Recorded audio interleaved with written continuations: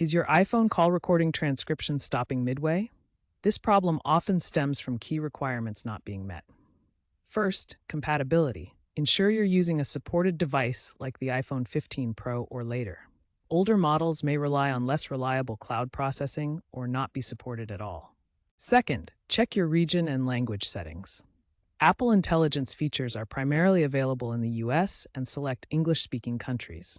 Make sure your region is set to the United States and the language is set to English, US, in your iPhone settings. Finally, storage space is crucial.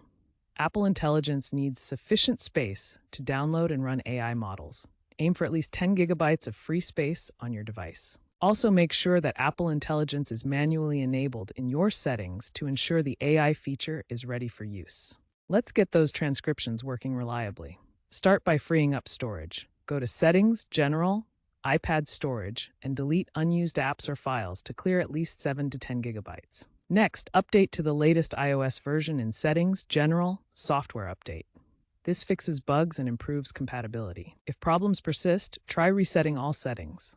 Go to Settings, General, Transfer or Reset iPad, Reset all settings. This clears misconfigurations without erasing your data.